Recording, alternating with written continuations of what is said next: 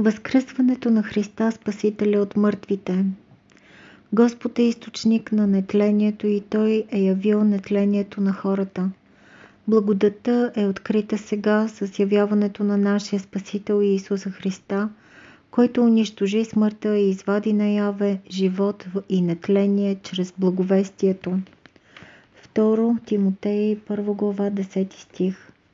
От този момент причастниците на тялото Господне могат да имат нетленни тела, като знак на бъдещото възкресение.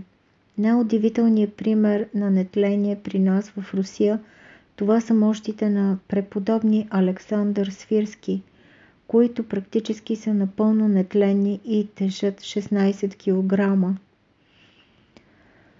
След Октомврийската революция в началото на миналия век, те са били иззети от властите и подробно изследвани от патоанатоми, които очаквали да намерят мумифициран труп, но се установило, че по тялото няма никакви следи от мумификация, а по необясним за учените начин цялата вода от него след смъртта се изпарила, без тъканите да се сбръчкат от това, нещо, което никога и никъде не е наблюдавано и регистрирано. Именно благодарение на тези учени мощите биват укрити и запазени от унищожаване до най-ново време, когато са върнати отново в обителта на преподобни Александър. У преподобния се е съхранил даже естественият цвят на кожата. Всъщност кожата му има жълт и никаво восъчен цвят, за разлика от много други нетленни мощи. Например, в Киево-Печерската лавра, кожата на които е с кафяв цвят.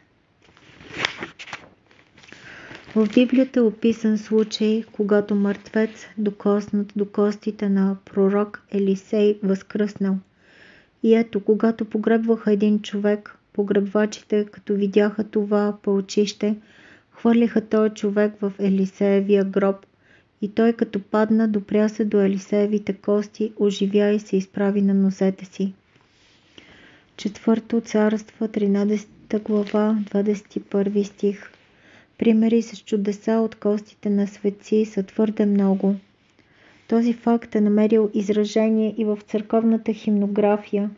Например, в Октуиха, в седалния на глас 8, в събота сутрин се казва: с въздържание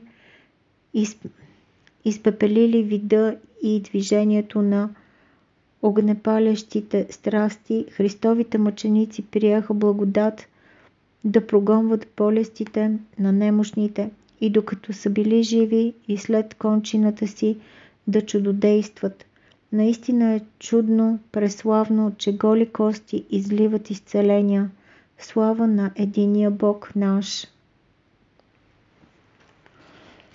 Примери с чудеса от костите на свети са твърде много, защото това явление е образ на бъдещото възкресение.